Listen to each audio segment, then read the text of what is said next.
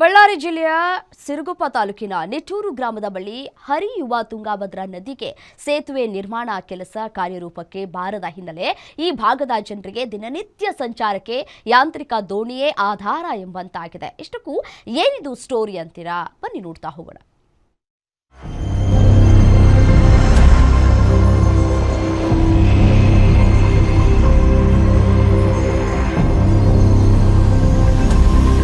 Singapore ಮತ್ತು ಬಳ್ಳಾರಿಯ ಸಿರುಗುಪ್ಪ ತಾಲೂಕಿನ ನಿಟ್ಟೂರು ಮಧ್ಯದಲ್ಲಿ ತುಂಗಭದ್ರಾ ನದಿಗೆ ಸೇತುವೆ ನಿರ್ಮಿಸುವ ಕನಸು ಇನ್ನೂ ನನಸಾಗಿಯೇ ಉಳಿದಿದೆ. ಗ್ರಾಮಸ್ಥರು ದಿನನಿತ್ಯ ಸಂಚಾರಕ್ಕೆ ಯಾಂತ್ರಿಕ ದೋಣಿಯೇ ಆಧಾರ ಎಂಬಂತಾಗಿದೆ ಎಂದು ಬೇಸರವನ್ನ ವ್ಯಕ್ತಪಡಿಸುತ್ತಿದ್ದಾರೆ.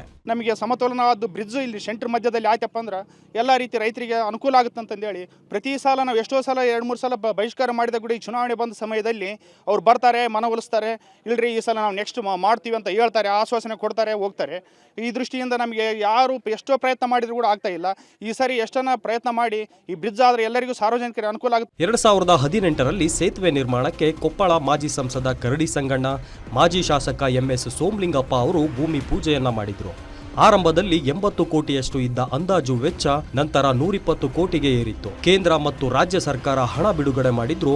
ಭೂಸ್ವಾಧೀನ ಪ್ರಕ್ರಿಯೆಯಿಂದ ಕಾಮಗಾರಿ ನೆನೆಗುದಿಗೆ ಬಿದ್ದಿತ್ತು. 2024 ಡಿಸೆಂಬರ್ ತಿಂಗಳಲ್ಲಿ ಸೇತುವೆ ನಿರ್ಮಾಣಕ್ಕೆ ಸಂಬಂಧಿಸಿದಂತೆ ಜಿಲ್ಲಾಡಳಿತವು CEP MIZ ಯೋಜನೆಯಡಿ 13.60 ಕೋಟಿ ಕಾಯ್ದಿರಿಸಿದೆ. ಆದರೆ ಈವರೆಗೆ ಭೂಸ್ವಾಧೀನ ಪ್ರಕ್ರಿಯೆಯಾಗಲಿ ಕಾಮಗಾರಿಯಾಗಲಿ ಆರಂಭಗೊಂಡಿಲ್ಲ ಎಂದು ಗ್ರಾಮಸ್ಥರು ಕಿಡಿಕಾರ್ತಿದ್ದಾರೆ.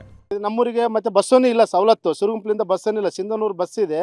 ಆಮೇಲೆ ಸಿರುಗುಂಪಲ್ಲಿ ಭಾಳಷ್ಟು ಹುಡುಗರು ಓದ್ತಾ ಇರೋದ ಕಾರಣದಿಂದಾಗಿ ನಮಗೆ ಆದಷ್ಟು ಮಟ್ಟಿಗೆ ಈ ಬ್ರಿಡ್ಜನ್ನು ಯಾರು ಅಭಿವೃದ್ಧಿ ಮಾಡಬೇಕಂತ ಏನು ಪೆಂಡಿಂಗ್ ಇದೋ ನಮಗೆ ಗೊತ್ತಿಲ್ಲ. ಇದು ನಮ್ಮ ತಾತನವ್ರ ಕಾಲದಲ್ಲಿಂದನೂ ನಮಗೀಗ 33 ವರ್ಷ ಆಗಿದೆ, ಕನಸಿದೆ. ಸರ್ಕಾರ ಮುತುವರ್ಜಿ ವಹಿಸಿ ಆದಷ್ಟು ಬೇಗ ಸೇತುವೆ ನಿರ್ಮಾಣ ಮಾಡಿದ್ರೆ ಅಲ್ಲಿರೋ ಜನರು ಜೀವದ ಹಂಗು ತೊರೆದು ಸಂಚಾರ ಮಾಡಬಹುದು. ಜನರ ಸಂಕಷ್ಟಕ್ಕೆ ಸರ್ಕಾರ ಸ್ಪಂದಿಸಲಿ ಅನ್ನೋದೇ ನಮ್ಮ ಗ್ಯಾರಂಟಿ ನ್ಯೂಸ್ನ ಆಶಯ. ವೆಂಕಟೇಶ್ ಕುಲಕರ್ಣಿ ಜೊತೆ ಕ್ಯಾಮರಾಮನ್ ರಾಧಾಕೃಷ್ಣ, ಗ್ಯಾರಂಟಿ ನ್ಯೂಸ್.